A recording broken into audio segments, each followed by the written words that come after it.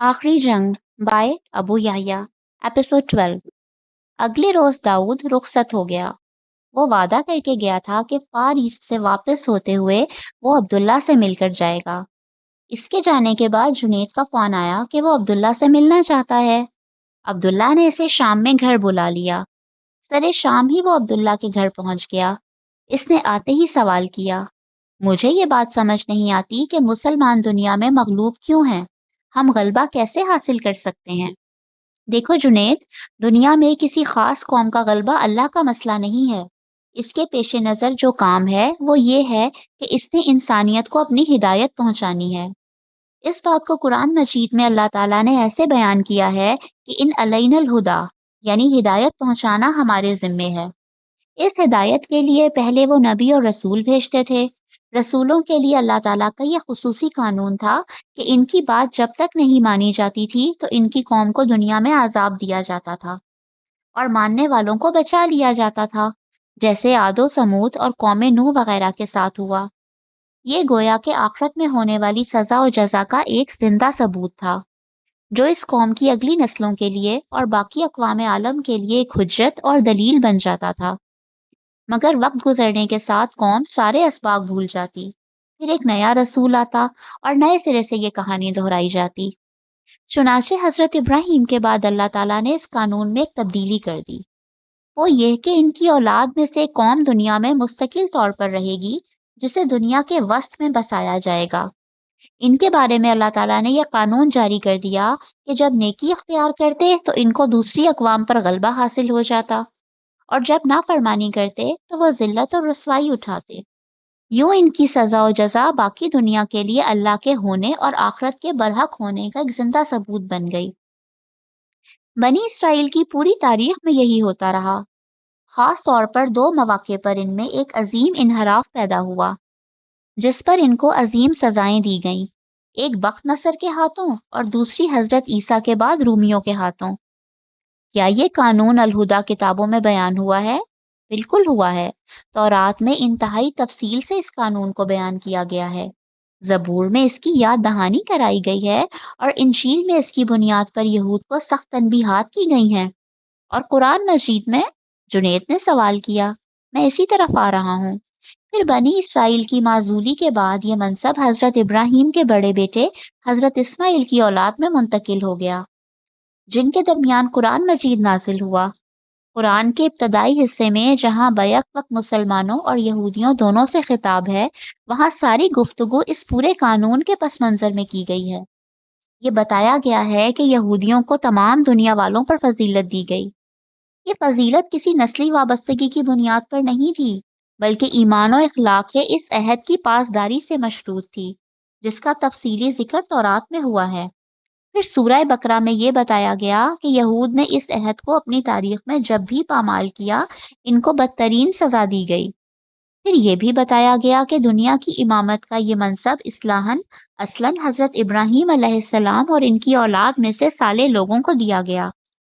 और अब यहूद नबी आखिरुज़्ज़मा का इनकार करके और अपनी मुसलसल नाफरमानियों की बिना पर खुदा के गज़ब के मुस्तहिक हो चुके हैं। चुनाचे इनको मजहब चुनाचे इनको मनसब इमामत से माजूल करके हजरत इब्राहिम के बड़े बेटे इस्माईल अलैहिस्सलाम की औलाद को ये मनसब दिया जा रहा है, ताकि ये इंसानियत पर हक की गवाही दे सकें। लेकिन इस कानून को कुरान में बिल्कुल खोलकर क्यों नहीं बयान किया गया? देखिए, इसकी दो वजूहात हैं। एक तो ये कि ये कानून बहुत तफसील से तौरात में बयान हो चुका है। दूसरे ये कि कुरान में ये कानून जगह जगह बयान हुआ है, मगर चूंकि इस कानून का इजहार तारीख ही में हुआ है, इसलिए कुरान मजीद इस कानून के इतलाक को तारीख की रोशनी में बयान करता है।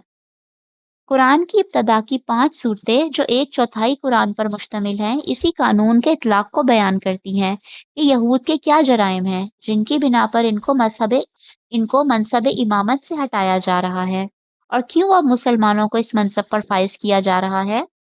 इसके अलावा भी कुरान मजीद में दीगर कई मुकामात पर यहूद के हवाले से इस कानून की खिलाफ वर्जी के नताइज बयान किए गए हैं। फिर सूरह वत-तीन में बनी इसराइल के उरूज और ज़वाल की पूरी तारीख की कसम खाकर ये बताया गया है कि यहूदनियत या सज़ा और जज़ा तो एक तारीखी मुस्लिमा है, जिसका कोई इनकार नहीं कर सकता। وہ صورت تو مجھے یاد ہے، اس میں یہ کیسے بیان ہوا ہے؟ اس میں طور پہاڑ کی قسم کھائی گئی ہے۔ اسی پہاڑ کے دامن میں بنی اسرائیل کو شریعت عطا کر کے ان کے عروج اور غلبے کا فیصلہ کیا گیا تھا۔ ساتھ میں تین کے پہاڑ اور اس پر موجود جو زیتون کے گاؤں کی قسم کھائی گئی ہے، انجیل میں واضح طور پر ان دونوں جگہوں کا نام لے کر یہ بتایا گیا ہے کہ یہی وہ جگہ ہے جہاں سے یہود کے کفر کرنے کے بعد حضرت عیسیٰ کو آسمان کی طرف اٹھایا گیا اور یہود کی سزا کا فیصلہ ہوا تھا۔ چنانچہ قرآن مجید ان مقامات کی قسم کھا کر انہیں گواہی کے طور پر پیش کرتا ہے کہ دنیا میں ہم اگر یہ سزا و جزا کرتے رہے ہیں تو یہ واقعہ اس بات کا بین ثبوت ہے کہ آخرت کی سزا و جزا بھی برحق ہے۔ پھر صحابہ کرام کے حوالے سے قرآن کریم سورہ نور میں صراحت سے یہ قانون بیان کرتا ہے کہ جو لوگ ایمان لائیں گے اور عمل صالح کریں گے ان کو ہم زمین پر خلافت اور غلبہ دیں گے۔ اس سے زیادہ صریح الفاظ میں یہ بات کیسے سمجھائی جائے کہ دنیا پر غلبہ ایمان اور عمل صالح کا نتیجہ ہے، کسی اور جد و جہد کا اس سے کوئی تعلق نہیں، نہ اسے نصب العین کے طور پر پیش کیا جا سکتا ہے۔ ایمان، اخلاق، عمل صالح یہی اصل مطالبہ ہے اور اسی پر ہمارا عروج و زوال منحصر ہے۔ عبداللہ یہ کہنے کے بعد خاموش ہوا، پھر ایک گہرے تاثر کے بعد بولا، میں مذہب کے ساتھ تاریخ کا بھی طالب علم ہوں اور پوری دیانت کے ساتھ تمہیں بتانا چاہتا ہوں کہ پچھلے 4000 برس میں یعنی حضرت ابراہیم کے بعد سے اللہ تعالیٰ نے اس قانون پر اسی طرح عمل کیا ہے کہ انسان پڑھ کر ششدر رہ جاتا ہے۔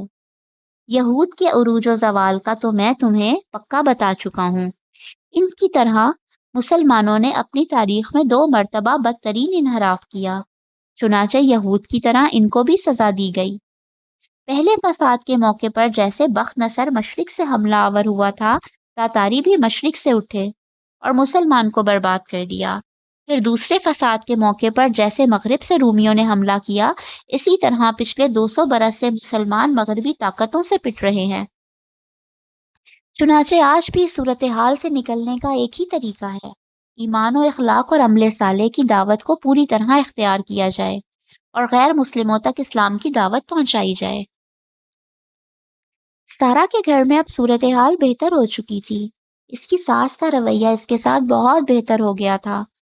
گھر میں فیصلہ کن حیثیت سمینہ ہی کی تھی، مگر انہوں نے سارا کا وجود بھی اس گھر میں تسلیم کر لیا تھا۔ بلا شبہ اس میں اصل عامل سارا کی خدمت تھی۔ وہ ہر پہلو سے ان کی خدمت کرتی اور ان کی مددگار ثابت ہو رہی تھی۔ عادت سے مجبور ہو کر وہ اگر کچھ تلخ بات کر بھی جاتی تو سارا اسے ایسے پی جاتی جیسے کچھ ہوا ہی نہیں۔ سمینہ کو اندازہ ہو گیا تھا کہ سارا سے بہتر بہو اس گھر کے لیے ممکن ہی نہیں تھی۔ اس کا نتیجہ اب یہ نکلا تھا کہ عملاً سمینہ نے گھر سارا کے حوالے کر دیا تھا۔ وہ جو کچھ کرتی اس میں اکثر سارا سے مشورہ کر لیتی۔ یوں چند ہی دنوں میں صورتحال سارا کے حق میں ہموار ہو چکی تھی۔ اس وقت بھی سمینہ ڈرائنگ روم میں بیٹھی ہوئی تھی، جبکہ سارا اس کے ہاتھ پاؤں دبا رہی تھی۔ سمینہ کی آنکھیں بند تھیں۔ ان کو جو آرام مل رہا تھا اس کا اظہار ان کے چہرے پرسکون چہرے سے ہو رہا تھا۔ کافی دیر ہو گئی تو وہ بولیں، بہو رہنے دو، بہت دیر ہو گئی ہے، تم تھک گئی ہوں گی۔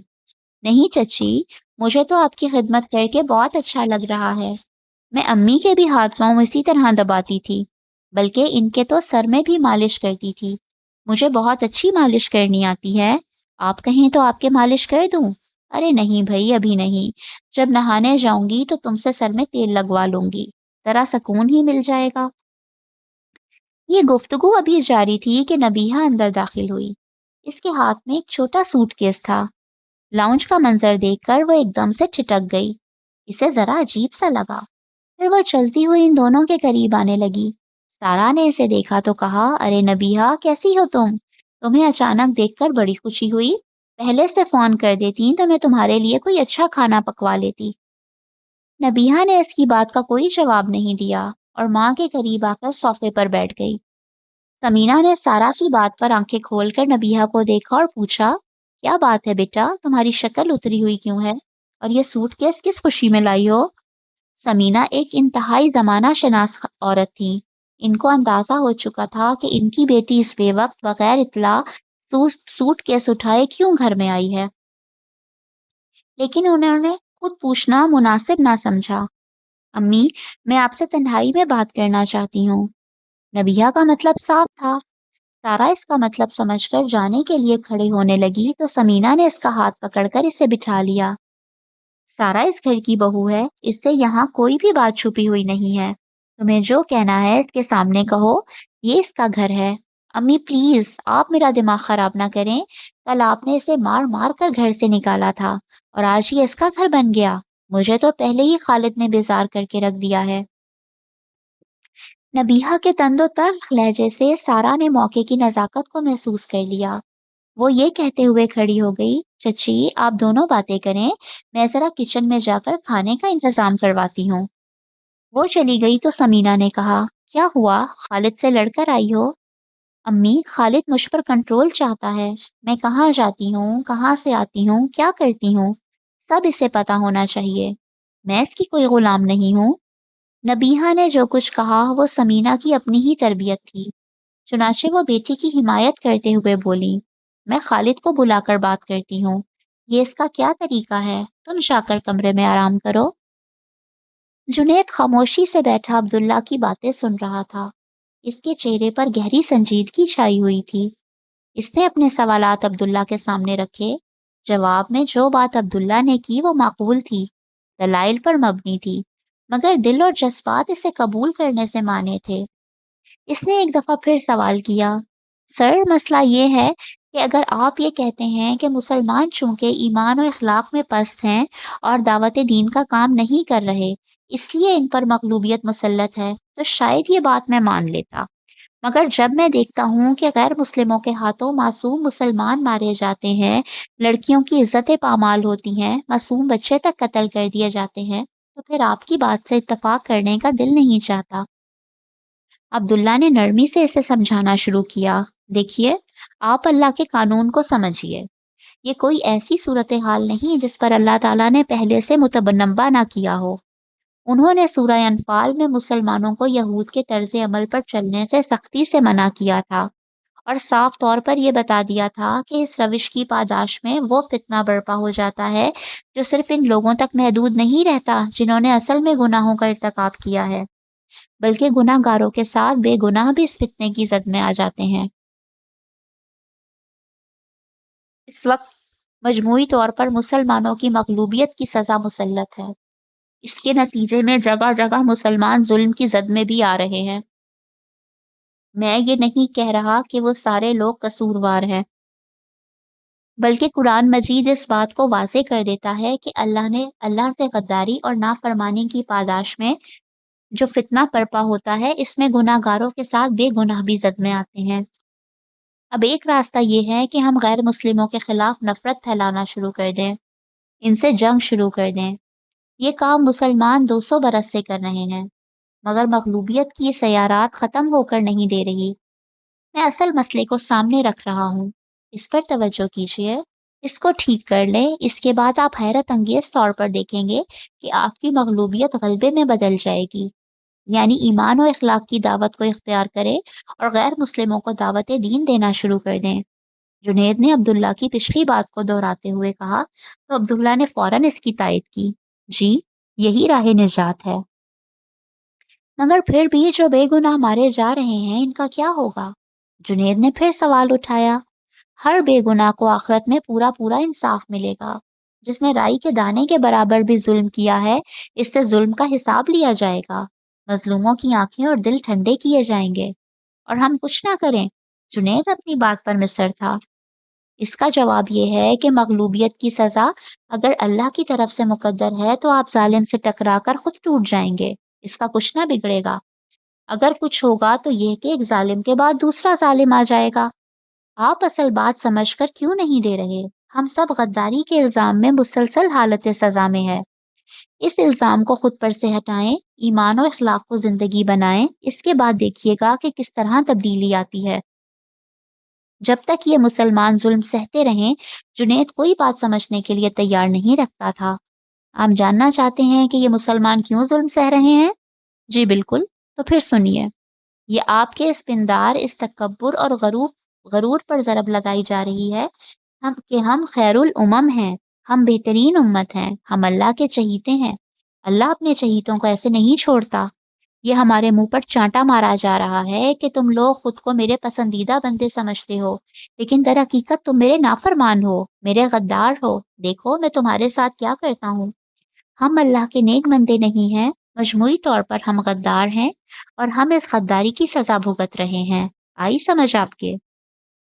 جنید خاموش رہا۔ عبداللہ پھر بولا، اگر غصہ کرنا ہے تو اس بات پر کیجیے کہ ہم اللہ کے نافرمان کیوں ہیں؟ کیوں ہم جھوٹ اور ملاوٹ، دھوکہ دہی، بے انصافی میں سب سے آگے ہیں؟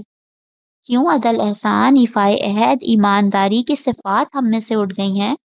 یقین جانیے جس روز آپ ان کو مسئلہ بنا کر معاشرے میں کھڑے ہو جائیں گے سب کچھ بدل جائے گا۔ مگر فی الوقت تو ہماری اصلاح کا معیار یہ ہے کہ ہم مچھروں کو چھانتے ہیں اور اونٹوں کو نگل جاتے ہیں۔ ایمان کے نام پر ہم اپنے فرقے کو پھیلاتے ہیں۔ اللہ اور اس کے رسول صلی اللہ علیہ وآلہ وسلم کی بجائے ہم لوگوں کو اپنے خاص لیڈر سے وابستہ کرتے ہیں۔ عملے صالح کے بجائے ہم چند اختلافی مسائل کو اپنی دعوت کا عنوان بناتے ہیں۔ جن اقوام تک دعوت پہنچانی ہے ہم ان سے شدید نفرت میں مبتلا ہیں۔ ایسے میں کچھ نہیں ہو سکتا۔ ذلت کی یہ تاریک رات کبھی ختم نہیں ہوگی۔ تارا تھوڑی دیر میں لوٹی تو سمینہ بیگم صوفے پر خاموش بیٹھی تھی۔ ان کے چہرے پر تفکرات تھے۔ تارا نے دریافت کیا، نبیہہ کہاں گئی؟ مجھے اس سے پوچھنا تھا کہ وہ کھانے میں کیا کھانا پسند کرے گی۔ اس کی پسند کو چھوڑو، اب وہ کچھ دن تک یہاں رہے گی۔ سب ٹھیک تو ہے؟ سارا نے قدرے حیرت سے پوچھا۔ ہاں بس خالد سے جھگڑا کر کے آ گئی ہے۔ میں خالد کو بلا کر بات کروں گی۔ اگر آپ برا محسوس نہ کریں تو بتائیں گی کہ یہ جھگڑا کس وجہ سے ہوا ہے؟ ہونا کیا ہے، خالد اس کو کنٹرول کرنا چاہتا ہے۔ نبیہہ نے تو کبھی ہماری نہیں سنی، وہ اس کے قابو میں کیا آئے گی؟ سارا خاموش ہو گئی۔ وہ کچھ کہنا چاہتی تھی مگر اسے اپنی پوزیشن کا ادراک تھا۔ سمینہ نے اسے غور سے دیکھا اور کہا، تم کچھ کہنا چاہتی ہو؟ دراصل امی، میاں بیوی کا رشتہ نازک ہوتا ہے۔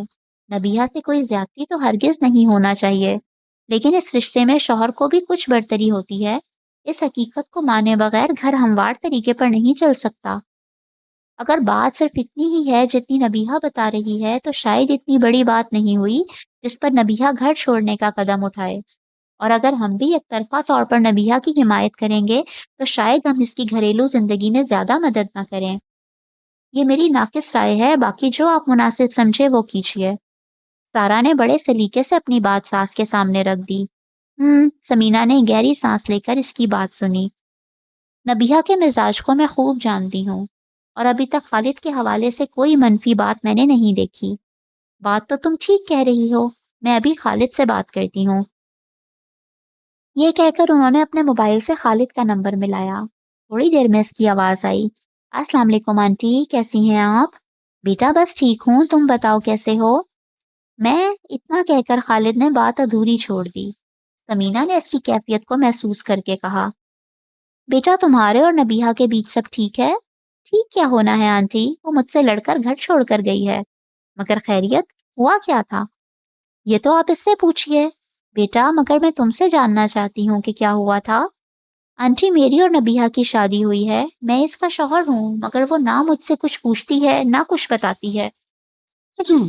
ہر جگہ اپنی مرضی اور منمانی کرتی ہے۔ میں کچھ پوچھ لیتا ہوں تو ناراض ہو جاتی ہے۔ آج بھی اتنی ہی سی بات پر جھگڑا ہوا ہے اور وہ چلی گئی۔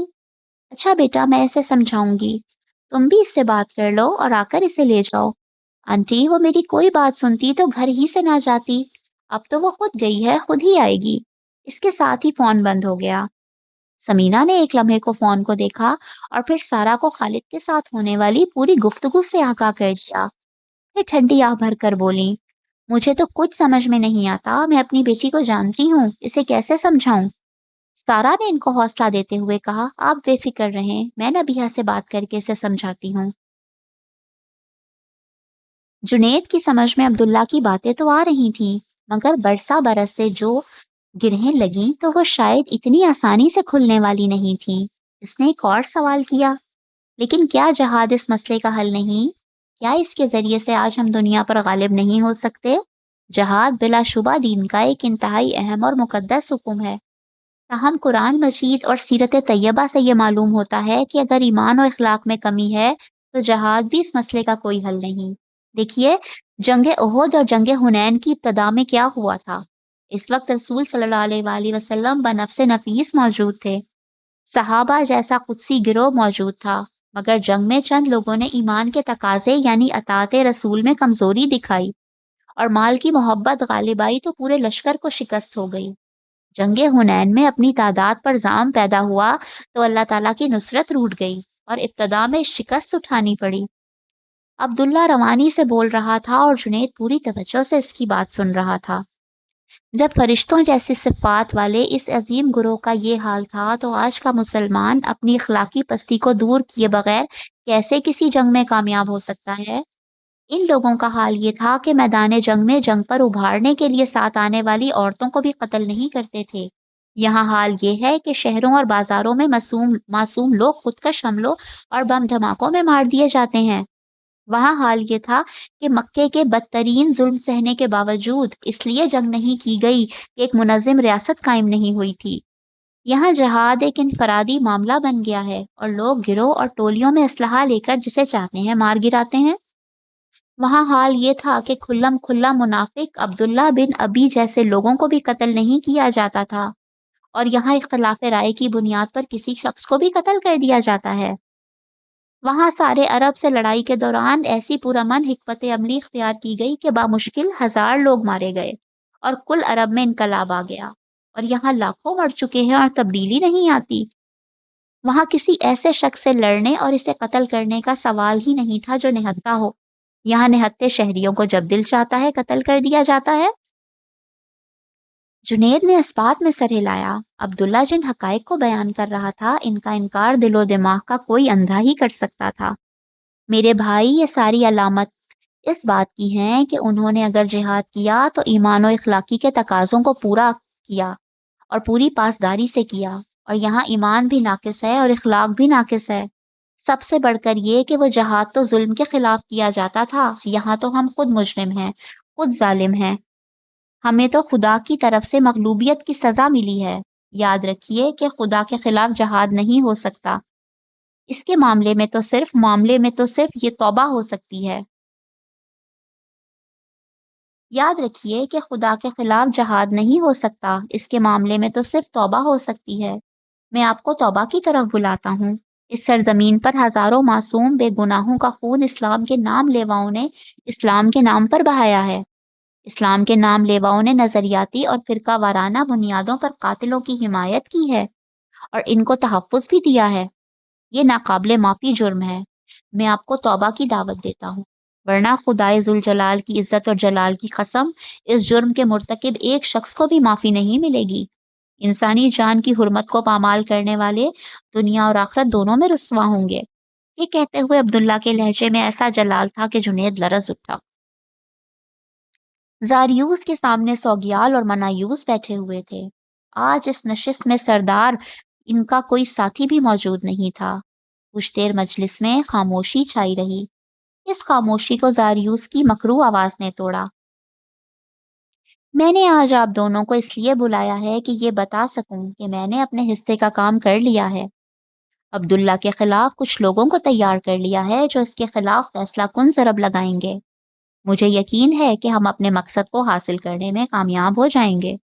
بہت خوب محترم المقام زاریوس، آپ سے ہمیں یہی توقع تھی۔ سوگیال نے تحسین آمیز لہجے میں زاریوس کو داد دی۔ اس موقع پر منایوس نے مداخلت کرتے ہوئے ایک سوال اٹھایا۔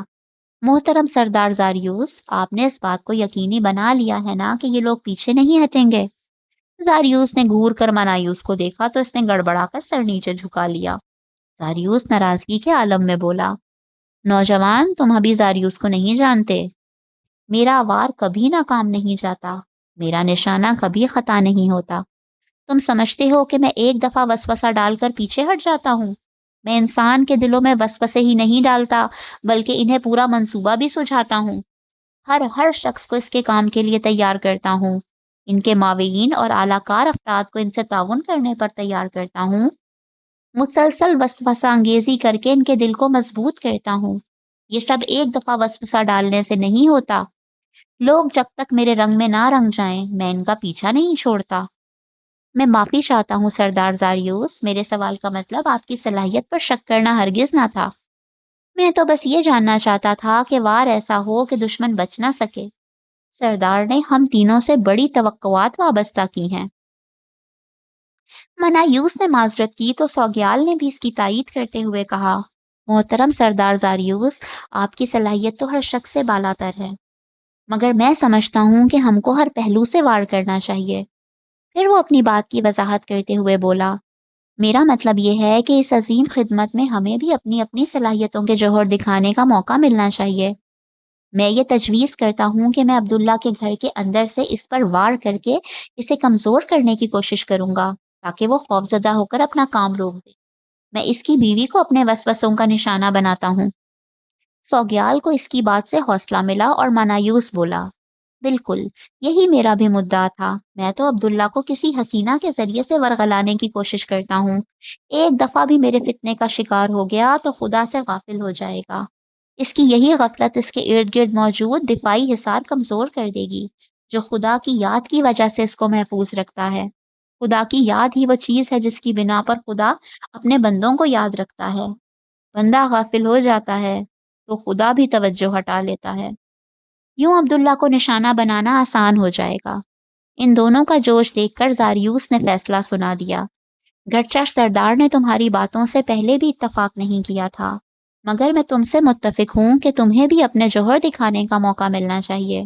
تم دونوں اپنا اپنا کام شروع کرو، میں بھی فیصلہ کن حملے کی تیاری کرتا ہوں، اور یاد رکھنا، جس روز یہ لوگ عبداللہ پر حملے کے لیے تیار ہوں گے، ہم سب کو وہاں موجود رہنا ہوگا تاکہ حملہ آوروں کو مسلسل وسوسہ انگیزی کر کے ان کے دل مضبوط بنائے جائیں۔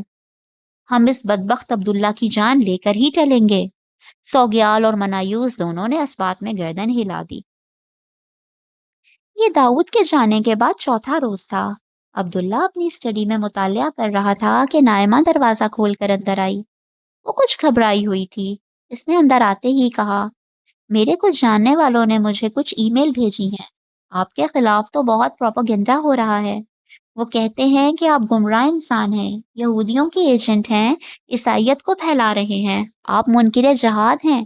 عبداللہ نے نائمہ کی بات سن کر اطمینان سے اسے دیکھتے ہوئے جواب دیا، مجھے پتا ہے نائمہ کہ کیا ہو رہا ہے اور یہ کون کر رہا ہے، تو پھر مجھے بہت ڈر لگ رہا ہے۔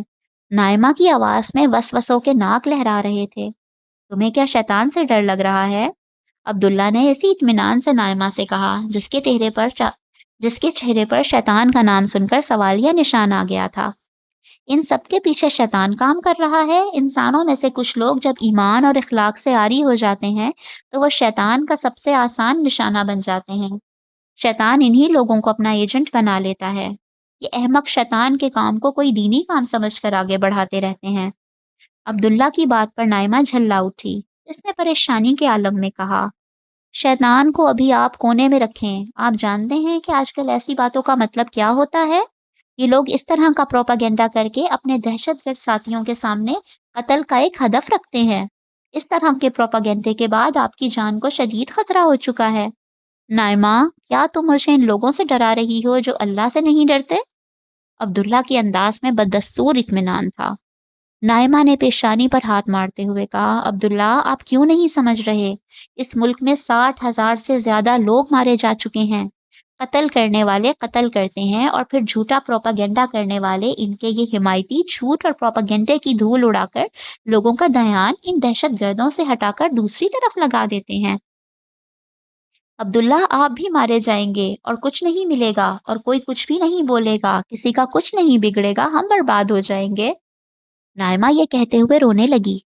عبداللہ اپنے نشست سے کھڑا ہو گیا۔ وہ نائمہ کے قریب آ کر بولا، نائمہ، میری ایک بات یاد رکھنا، میں کسی فرقے، کسی نسل، کسی قوم کی جنگ نہیں لڑ رہا ہوں، میں اللہ کی جنگ لڑ رہا ہوں۔ یہ جنگ لڑنے والوں کو شیطان انسانوں میں سے اپنے ساتھیوں کے ذریعے سے ہمیشہ ڈراتا ہے، مگر اللہ کا حکم ہے کہ ان سے نہیں، اللہ سے ڈرنا چاہیے۔ اللہ رب العالمین کوئی جنگ نہیں ہارتا، اللہ والے بھی نہیں ہارتے۔ پھر سن لو نائمہ، اللہ نہیں ہارتا، اللہ والے بھی نہیں ہارتے۔ تمہیں شاید ابھی میری بات اجنبی لگے، لیکن ایک دن آئے گا میں تمہیں اپنے یہ الفاظ دہرا کر یاد کرواؤں گا۔ آپ ٹھیک کہتے ہیں، مگر ان لوگوں کا کیا کیا جائے؟ یہ تو آپ کے پیچھے لگ گئے ہیں۔ وہ کچھ سمجھنے پر تیار نہ تھی، تاہم اب اس نے رونا بند کر دیا تھا۔ نائمہ، اللہ تعالیٰ کہتے ہیں کہ ان لوگوں سے مت ڈرو، مجھ سے ڈرو، ہمیں اللہ سے ڈرنا چاہیے۔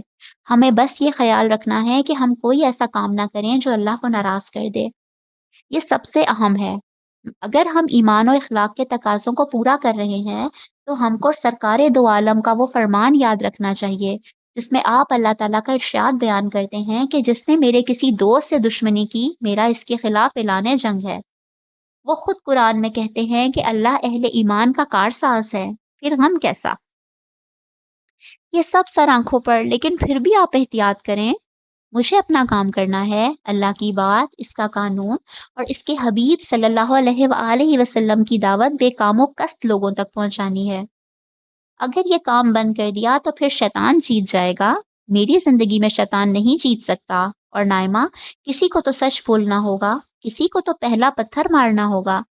مگر زندگی بہت قیمتی ہوتی ہے۔ ہاں، زندگی بہت قیمتی ہوتی ہے، مگر اتنی نہیں کہ انسان سچ بولنا چھوڑ دے۔ اور اب تم ہمت سے کام لو۔ نائمہ، زندگی اور موت اللہ کے ہاتھ میں ہے، بے شک اس کے ہاتھ میں ہے، مگر اللہ ہی کا تو حکم ہے کہ انسان اپنی حفاظت کا بندوبست کرے۔ نائمہ کی بات پر عبداللہ ہنسنے لگا۔ چلو، اس بہانے بہت عرصے بعد نوجوانی والی بحث کرنے والی نائمہ دوبارہ زندہ ہوئی ہے۔ پھر وہ ایک لمحے خاموش ہو کر بولا، یاد رکھنا نائمہ، ہم سب خدا کی بساط کی ادنا مہرے ہیں۔ شطرنج کی بساط پر بعض اوقات مخالف کو شہ مات دینے کے لیے کسی مہرے کو پٹوا دیا جاتا ہے۔ اگر اس بساط پر خدا کا فیصلہ یہ ہے کہ کسی کو شہ مات دی جائے تو پھر کسی نہ کسی مہرے کو تو پٹوانا ہی پڑے گا۔ عبداللہ کی بات کا مطلب سمجھتے ہی نائمہ دوبارہ رونے لگی۔ وہ روتے ہوئے عبداللہ سے لپٹ گئی، پھر سسکیوں کے درمیان اس کی مدھم سی آواز ابھری، نہیں، ایسا نہیں ہوگا، آپ کو کچھ نہیں ہوگا، میں اللہ میاں کے پیچھے لگ جاؤں گی، اس سے آپ کی حفاظت کی دعائیں مانگوں گی، وہ میری بہت سنتے ہیں۔ بہت ہو گیا نائمہ، ان لوگوں نے خدا کے دین کو بہت بدنام کر دیا ہے۔ میرے آقا رحمت للعالمین تھے، مگر انہوں نے اسلام کو خوف اور دہشت کا عنوان بنا دیا ہے۔ اب ان پر فیصلہ کن اتمام حجت کا وقت آ گیا ہے، اب فیصلہ ہو کر رہے گا۔ وہ پھر روتی ہوئی نائمہ کو خود سے الگ کرتے ہوئے مخاطب ہوا، اور دیکھو، مجھے کمزور مت کرو، یہ شیطان ہے جو تمہارے ذریعے سے مجھے کمزور کر رہا ہے۔ تم کمزور ہوگی تو میں بھی کمزور ہو جاؤں گا، تم طاقتور رہو گی تو میں بھی طاقتور رہوں گا۔ تم اللہ پر بھروسہ رکھو، کوئی شخص اللہ کے فیصلے کے بغیر اس دنیا سے رخصت نہیں ہو سکتا۔ اگر اس نے فیصلہ کر لیا ہے تو میں کسی حادثے میں، کسی بیماری سے بھی ٹھیک اسی وقت رخصت ہوں گا جو میرے لیے لکھا جا چکا ہے، اور اگر اس کا فیصلہ نہیں ہے تو ساری دنیا بھی میرا کچھ نہیں بگاڑ سکتی۔ اس لیے شیطان کے وسوسوں میں آ کر اپنے آپ کو اور مجھے کمزور مت کرو، میرا ساتھ دو۔ جنت کے بلند درجات بلند حوصلے سے ملتے ہیں۔ یاد رکھو نائمہ، اللہ نے یہ دنیا امتحان کے لیے بنائی ہے، مگر اکثر وہ انسان کا امتحان نہیں لیتے، صرف حوصلے کا امتحان لیتے ہیں۔ عبداللہ کی آخری بات سن کر نائمہ کو ایک زبردست جھٹکا لگا۔ برسوں پرانی یادیں، برسوں پرانی یادیں پھر تازہ ہو گئیں۔ اسے بہت کچھ یاد آ گیا۔ عبداللہ سے اپنی شادی سے قبل آنے والا خواب یاد آ گیا۔ اثر کی وہ شخصیت یاد آ گئی جس نے اس کی سوچ اور شخصیت کو بدل دیا تھا۔ اثر نے اسے آخری نصیحت یہی کی تھی، اللہ تعالیٰ نے یہ دنیا ایمان کے لیے اللہ تعالیٰ نے یہ دنیا امتحان کے لیے بنائی تو ہے، مگر وہ اکثر صرف حوصلے کا امتحان لیتے ہیں، انسان کا نہیں۔ نائمہ نے دوپٹے سے اپنے آنسو پونچھے اور پرعزم لہجے میں بولی، عبداللہ، میں پوری طرح آپ کے ساتھ ہوں۔ میں وقتی طور پر شیاطین کے وسوسوں کا شکار ہو کر آپ کو کمزور کرنے لگی تھی، مگر اب میں ان شیطانوں کی شرارت کو سمجھ گئی ہوں۔ آپ اطمینان سے اپنا کام کیجیے، مجھے ہر قدم پر آپ اپنے ساتھ پائیں گے۔ وہ ایک لمحے کو رکی اور پھر وہی بات دہرائی جو اس نے اثر کی آخری نصیحت کے جواب میں کہی تھی، میں نے امتحان میں اترنے کا فیصلہ کر لیا ہے، اب مجھے فرق نہیں پڑتا کہ امتحان حوصلے کا ہوگا یا زندگی کا۔ نبیہا کے دروازے پر دستک ہوئی، اس نے پوچھا، کون ہے؟ دروازہ دھیرے سے کھلا اور سارا اندر آتے ہوئے کہا، کیا میں کچھ دیر کے لیے تمہارے پاس آ سکتی ہوں؟ نبیہا نے قدرے بیزاری سے کہا، آ جاؤ۔ سارا آہستہ سارا آہستگی سے اندر داخل ہوئی اور مسحری پر لیٹی ہوئی نبیہا کے پاس آ کر بیٹھ گئی۔ نبیہا، مجھے تم سے سوری کہنا تھا، دراصل میری وجہ سے امی نے تم سے اس طرح بات کی۔ یہ گھر میرا نہیں، تمہارا ہی ہے۔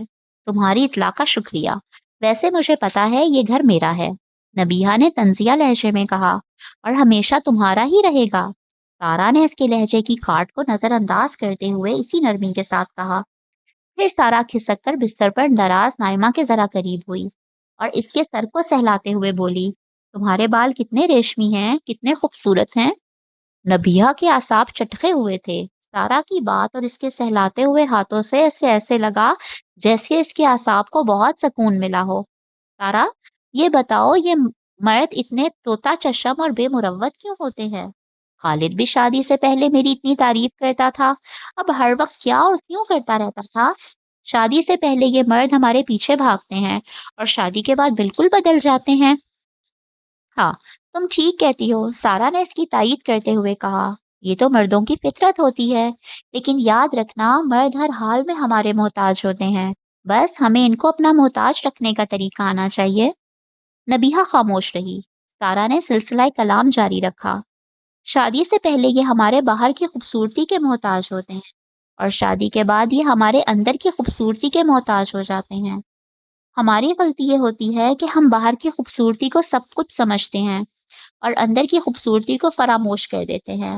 حالانکہ ہمارے اندر کی خوبصورتی مردوں کے گرد جو جال بنتی ہے، اسے کوئی مرد بھی باہر نہیں نکل سکتا۔ اندر کی خوبصورتی کیا ہوتی ہے؟ نبیہہ کے لیے یہ ساری باتیں بالکل نہیں تھیں۔ اندر کی خوبصورتی محبت، خدمت، صبر اور موافقت کا نام ہے۔ چھوڑو سارا، اس کا مطلب تو یہ ہوا کہ ہماری کوئی زندگی ہی نہیں، ساری زندگی دوسروں کے لیے گزار دیں۔ نہیں، ایسا نہیں ہے۔ انسان بے حس مخلوق نہیں ہے۔ جب ہم دوسرے کے لیے اچھے ہو جاتے ہیں تو دوسرے بھی ہمارے لیے اچھے ہو جاتے ہیں، لیکن دوسرے کے لیے جینا مشکل کام ہے نا بابا، مجھ سے تو یہ نہیں ہوگا۔ کبھی تم نے سوچا ہے کہ میں اور تم اپنے آپ کو اتنا خوبصورت بنانے کی کوشش کیوں کرتے ہیں؟ ہم ویکسنگ کراتے ہیں، ڈائٹ کرتے ہیں اور اپنے جسم پر اتنی مشقتیں ڈالتے ہیں، یہ بھی تو دوسروں کی نظر میں اچھا بننے اور اپنی تعریف سننے کے لیے ہی کرتے ہیں۔ مگر پھر بھی وقت کا بہتا دریا ہمارے حسن اور جمال کی ہر بہار کو خزاں میں بدل دیتا ہے۔ اتنی ہی محنت اگر ہم اپنے اندر کو اچھا بنانے کے لیے کر دیں تو ہم اندر سے بہت خوبصورت ہو جائیں گے۔ یہ خوبصورتی ہمیشہ بڑھتی چلی جاتی ہے اور اس کے نتیجے میں جو مقام ہمیں حاصل ہوتا ہے وہ کبھی ختم نہیں ہوتا۔ یاد رکھنا نبیہا، شوہر کی نظر میں پہلی خوبصورتی ہر گزرتے دن کے ساتھ بے معنی ہوتی چلی جاتی ہے، دوسری خوبصورتی اہم ترین ہوتی چلی جاتی ہے۔ ارے تمہیں ایسی باتیں کہاں سے آئیں؟ تم پہلے تو ایسی نہیں تھیں۔ ہاں، بس آ گئی۔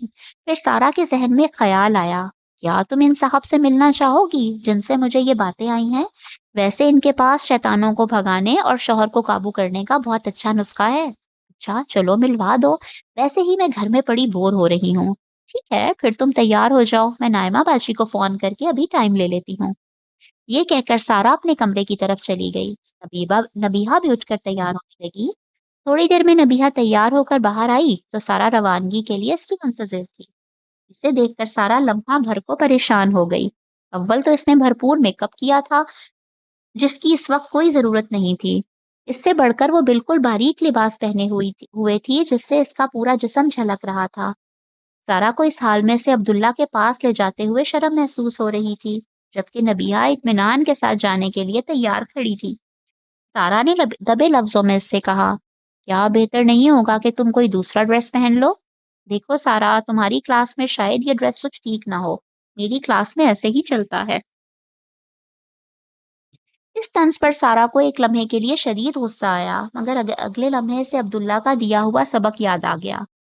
وہ سمجھ گئی کہ اس وقت نبیہا کے ساتھ شیطان ہے۔ اس نے نرمی سے کہا، چلو کوئی مسئلہ نہیں، یہ ڈریس ٹھیک ہے، بس یہ کرو کہ دوپٹے سے جسم کو ڈھانپ لو۔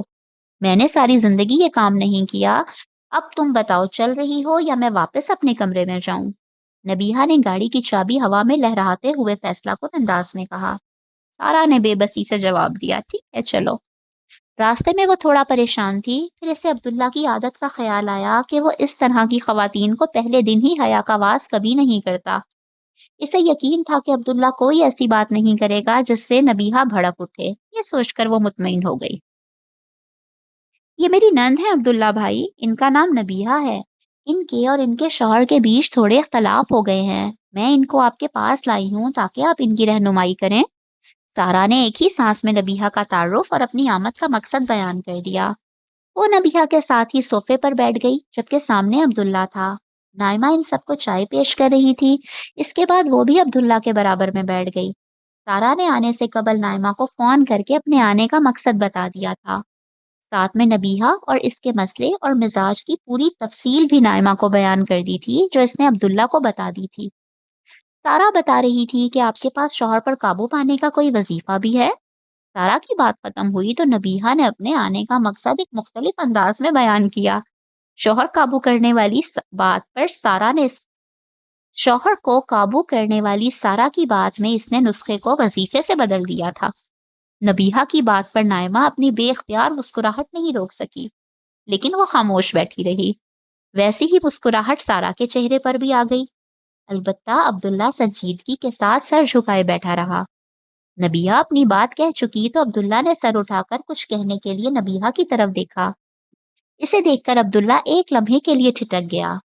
پھر وہ منہ پر ہاتھ رکھ کر ایک دو دفعہ کھانسا، گویا کہ اپنا گلا صاف کر رہا ہو۔ پھر معاف کیجیے گا کہتے ہوئے چشمہ اتار کر ایک ٹشو پیپر سے چہرہ اور آنکھیں صاف کی اور چشمہ میز پر رکھ دیا۔ سارا جو عبداللہ کی بہت معتقد ہو چکی تھی فوراً اٹھی اور ساتھ رکھے ہوئے جگ سے پانی بھر کر گلاس میں عبداللہ کو دیا۔ عبداللہ نے سارا کا شکریہ ادا کر کے پانی پیا اور پھر نبیہہ کی سمت دیکھتے ہوئے اطمینان سے بولا، ہماری قوم کی یہ تربیت کر دی گئی ہے کہ یہ کسی روحانی بابے کی تلاش میں رہتی ہے جو شکل دیکھتے ہی ماضی کے واقعات بیان کر دے اور مستقبل کے بارے میں پیش گوئیاں شروع کر دے، مسائل کے حل کے لیے کوئی وظیفہ بتا دے یا پراسرار علوم کے ذریعے سے زندگی کی الجھی ہوئی ڈور کو سلجھا دے۔ اتنا کہہ کر عبداللہ رکا اور پھر اس کے چہرے پر ایک مسکراہٹ آ گئی۔ مگر میں تو ایک عام سا انسان ہوں، انسانوں کو انسان بناتا اور بندوں کو بندگی سکھاتا ہوں۔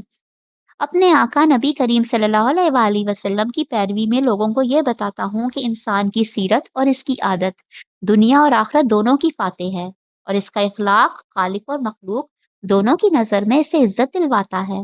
اب رہا آپ کا مسئلہ تو نبیہہ بی بی، پہلے یہ بتائیں کہ آپ کے اور آپ کے شوہر میں وجہ اختلاف کیا ہے؟ دراصل ہماری محبت کی شادی تھی، مگر اب ان کا رویہ بدل گیا ہے۔ دیکھیے، یہ ایک بالکل فطری چیز ہے۔ مرد شادی کے بعد بدلتا ہے اور عورت بچے پیدا ہونے کے بعد بدل جاتی ہے۔ جس طرح ایک عورت کے لیے ممکن نہیں رہتا کہ اولاد کے ہونے کے بعد شوہر کو 100% وہی توجہ دے جو پہلے تھی، اسی طرح مردوں کے لیے یہ ممکن نہیں ہوتا کہ شادی کے بعد خاص کر اپنی پسند کی شادی ہے تو وہی رویہ رکھیں جو پہلے تھا۔ نبیہہ ایک لمحے کے لیے ہکا بکا رہ گئی۔ اس نے اس پہلو سے کبھی یہ نہ سوچا تھا۔ پھر وہ کچھ سوچ کر بولی، مگر عورت تو اولاد کے معاملے میں مجبور ہوتی ہے۔ مرد کی بھی مجبوری سمجھیے، وہ بھی اپنے ہارمونز کے ہاتھوں مجبور ہوتا ہے۔ اس کے ہارمونز اس کی نظر میں محبوبہ کا ایک انتہائی پرکشش پورٹریٹ بناتے ہیں۔ شادی کے بعد یہ پورٹریٹ ایک ایسی کلوز اپ تصویر میں بدل جاتا ہے جو واقعی حسین بھی ہو تب بھی حسین نہیں لگتا۔ نبیہہ خاموش رہی۔ کچھ دیر کے بعد عبداللہ بولا، لیکن یہ کوئی منفی بات نہیں۔ اصل محبت تو شادی کے بعد ہوتی ہے، جب لوگ ایک دوسرے کا خیال کرتے ہیں۔ ہاں، مگر خالد تو میرا خیال نہیں کرتے، وہ مجھے آزاد نہیں چھوڑتے، ہر معاملے میں مداخلت کرتے ہیں۔ آپ کو اپنی سسرال سے کوئی شکایت ہے؟ نہیں، سسرال والے کسی معاملے میں دخل نہیں دیتے۔ آپ تو پھر بہت خوش نصیب ہیں، ہمارے یہاں بیشتر مسائل تو اسی وجہ سے پیدا ہوتے ہیں۔ اب رہا شوہر کا سوال تو یہ فرمائیے کہ گرمیاں آتی ہیں تو گرم موسم سے نمٹنے کے لیے آپ کیا کرتی ہیں؟ نبیہہ کی سمجھ میں نہیں آیا کہ اس سوال کا اس مسئلے سے کیا تعلق ہے۔ ہم اے سی اور پنکھے کھول لیتے ہیں، لون کے ہلکے کپڑے پہنتے ہیں، دھوپ میں کم نکلتے ہیں۔ اب یہ بتائیے کہ یہ سارے کام کرنے کی بجائے آپ اگلی گرمیوں میں گرمی دور کرنے کا کوئی وظیفہ ڈھونڈنے لگیں یا لوگوں سے شکایت کرتی رہیں تو گرمی سے نجات تو نہیں ملے گی، یا مل جائے گی؟ ظاہر ہے نہیں ملے گی۔ نبیہہ نے سر ہلاتے ہوئے عبداللہ سے اتفاق کیا۔ بس، پھر یہی زندگی کے ہر مسئلے کو حل کرنے کا راز ہے۔ دوسروں کی شکایت کرنے کی بجائے خود ایڈجسٹمنٹ کر لیں، اور شادی کے رشتے کو تو کبھی اس ایڈجسٹمنٹ اور موافقت کے بغیر کامیاب بنایا ہی نہیں جا سکتا۔ مگر مجھ سے یہ نہیں ہوگا، ویسے بھی شوہر گرمی کا موسم نہیں ہوتا۔ نبیہہ اتنی آسانی سے ہار ماننے والی نہیں تھی۔ سرد و گرم موسم کی طرح میاں بیوی بھی اللہ کے فیصلے کے تحت انسانوں کو ملتے ہیں۔ ہر مرد اور ہر عورت کا الگ موسم ہوتا ہے۔ ہمیں اس موسم کی شکایت کرنے کی بجائے اس کے ساتھ ایڈجسٹمنٹ سیکھنی چاہیے۔ مگر میں ایڈجسٹمنٹ کیوں کروں؟ وہ کیوں نہیں کرتا؟ نبیہا نے ایک نیا سوال داغ دیا۔ چلیے آپ نہ کیجیے، مگر نتیجہ یہ نکلے گا کہ ساری زندگی گھر ایک میدان جنگ بنا رہے گا، یا پھر علیحدگی کی نوبت آ جائے گی۔ ان دونوں صورتوں میں آپ ہی کا نقصان ہوگا۔ تیسری صورت یہ بھی تو ہو سکتی ہے کہ خالد میرے مزاج کے مطابق ڈھل جائے۔ عورتوں میں ایڈجسٹمنٹ کی زیادہ صلاحیت ہوتی ہے، جن کا جسم ایک انسان کی تخلیق کے لیے اپنے آپ کو ایڈجسٹ کر لیتا ہے، اور ان کی روح ایک خاندان کو بنانے کے لیے ایڈجسٹ کرنے کی صلاحیت رکھتی ہے۔ پہلا کام اللہ تعالیٰ خود کر دیتے ہیں، دوسرا آپ کو کرنا ہے۔ مرد بیچاروں میں یہ صلاحیت زیادہ نہیں ہوتی۔ نبیہہ خاموش رہی تو عبداللہ نے دریافت کیا، یہ بتائیے، آپ کے شوہر اپنے مزاج کے اعتبار سے کیا بہت برے ہیں؟ نہیں، ایسا تو نہیں ہے۔ دیکھیے، کچھ مرد بہت برے ہوتے ہیں، وہ خواتین کا اعتراف کبھی نہیں کرتے، مگر زیادہ تر ایسے نہیں ہوتے۔ جیسے ہی آپ ایڈجسٹ کریں گی تو وہ آپ کا اعتراف کر لیں گے، پھر جو کچھ آپ زبردستی ان سے لینا چاہ رہی ہیں وہ محبت اور شوق سے آپ کو خود دے دیں گے۔ ویسے بھی میاں بیوی کے رشتے میں مرد کی پوزیشن ہر گزرتے دن کے ساتھ کمزور اور عورت کی مضبوط ہوتی چلی جاتی ہے۔ یہ کام محبت کرتی ہے، اسے آپ انانیت سے کرنا چاہیں گی تو سب کا نقصان ہوگا۔ میرے لیے یہ مشکل ہے۔ نبیہا نے اپنے مزاج کی مجبوری بتائی۔ آپ کر سکتی ہیں، شوہر کے مزاج کا ہر وہ پہلو جو گرم موسم کی طرح لگے، اس کی شکایت کرنے کی بجائے اپنے اندر صبر کا اے سی کھول دیں، برداشت کے پنکھے چلا لیں اور مثبت انداز فکر کی لون سے اپنے مزاج کو ڈھانک دیں۔ یہ ناگوار موسم زیادہ دیر تک نہیں رہے گا، مگر اس کے بدلے میں آپ بہت سے مسائل سے بچ جائیں گی، شوہر کی بہت ساری محبت کی حقدار ہو جائیں گی، ورنہ ساری عمر نفرت کے کانٹے بکھیریں گی اور یہی سمیٹیں گی۔ اب فیصلہ کر لیں کہ کیا کرنا ہے۔ نبیہا کچھ دیر سوچتی رہی، پھر عبداللہ اور نائمہ سے کہنے لگی، آپ دونوں کا بہت بہت شکریہ۔ پھر وہ سارا کی طرف دیکھتی ہوئی نشست سے اٹھی اور اس سے کہا، چلو سارا چلتے ہیں۔ سارا کے ساتھ نائمہ اور عبداللہ بھی انہیں الوداع کہنے کے لیے اپنی نشست سے کھڑے ہو گئے۔ چلتے چلتے نبیہا نے میز پر رکھا ہوا عبداللہ کا چشمہ اٹھایا، اسے غور سے دیکھا اور عبداللہ کی طرف بڑھاتے ہوئے کہا، سر، آپ کا بہت بہت شکریہ، آپ نے اتنا قیمتی وقت ہمیں دیا۔ اللہ آپ کو اپنے گھر میں خوش اور آباد رکھے۔ عبداللہ نے چشمہ ہاتھ میں لیتے ہوئے اسے دعا دی۔ نائمہ اور سارا نے آمین کہا۔ نبیہا اور سارا کے جانے کے بعد نائمہ عبداللہ سے مخاطب ہوئی، آپ کا کیا خیال ہے، آپ کے لیکچر کا نبیہا پر کوئی اثر ہوا ہوگا؟ ویسے اس لڑکی کو اتنا بھی احساس نہیں تھا کہ وہ کسی فیشن شو میں نہیں آئی ہے۔ یہ آخری تبصرہ نائمہ نے نبیہا کے حلیے پر کیا تھا۔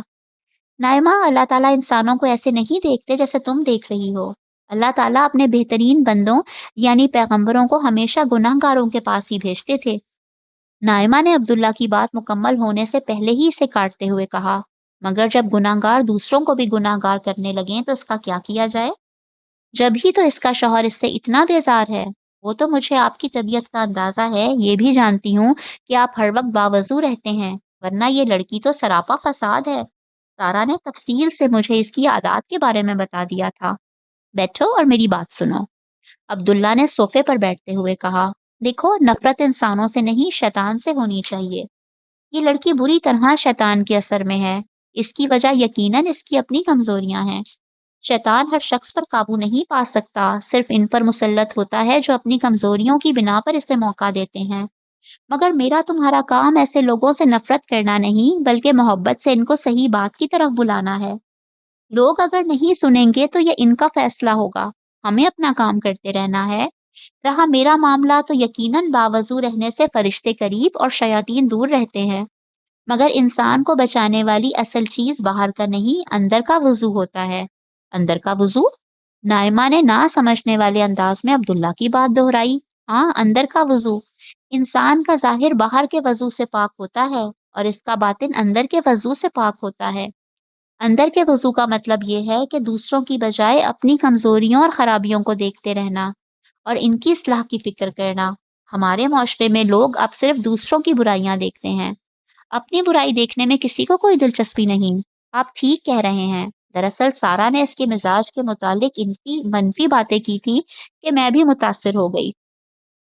پھر اس کا حلیہ بھی بہت برا تھا، اس لیے اس تاثر کو تقویت ملی۔ لیکن یہ بتائیں کہ آپ کے خیال میں اس پر آپ کی باتوں کا کوئی اثر ہوگا؟ میں وہی بتا رہا تھا، اللہ تعالیٰ پیغمبروں کو ہمیشہ گناہ گاروں کے پاس ہی بھیجتے ہیں۔ पैगंबरों का काम लोगों को बदलना नहीं, इन तक पैगाम पहुंचाना होता है। इसीलिए किसी गुनाहगार पर बात का असर होना ना होना इनका मसला नहीं होता। हमारा भी नहीं होना चाहिए। हमारा काम पैगंबरों की पैरवी करना है। और हाँ, पैगंबर बात ही नहीं पहुंचाते थे, लोगों के लिए दुआ भी करते थे। हम किसी को नहीं बदल सकते, अल्लाह ताला बदल सकते हैं। और जब तक कोई शख्स खुद ही शैतान ना बन जाए, इसके बदलने के इम्कानात रहते हैं। नबीहा शैतान के असर में है, लेकिन वो खुद अभी शैतान नहीं बनी है। आओ मिलकर इसके लिए दुआ करते हैं। यही हमारा हथियार है जो शैतान की वसवसा अंगेजी का असल तोड़। ये कहते हुए अब्दुल्ला ने दुआ के लिए हाथ उठा दिए। नाइमा ने भी इसकी तकलीद की। परवरदिगार, नबीहा तेरी बंदी चलकर मेरे पास आई थी, मगर तू जानता है कि मेरे पास इसे देने के लिए कुछ नहीं, मगर तेरे पास सब कुछ है। इसे हिदायत दे। शैतान ने जो गंदगी इस पर डाली है, तो इसे पाकीज़गी से बदल दे। इसकी सोच को मस्बत बना दे और इसे अपने शौहर के साथ अच्छी खानदानी जिंदगी नसीब फरमा। नाइमा ने अब्दुल्ला के दुआ के हर जुमले पर आमीन कहा। चलें जी, अब तक के लिए इतना ही। और आई होप कि अब जो एपिसोड आएगी वो लास्ट होगी, तो चैनल को सब्सक्राइब करना ना भूलिएगा और अपना ख्याल रखिएगा। और वीडियो को सब्सक्राइब और लाइक करना भी नहीं भूलिएगा। अल्लाह हाफिज।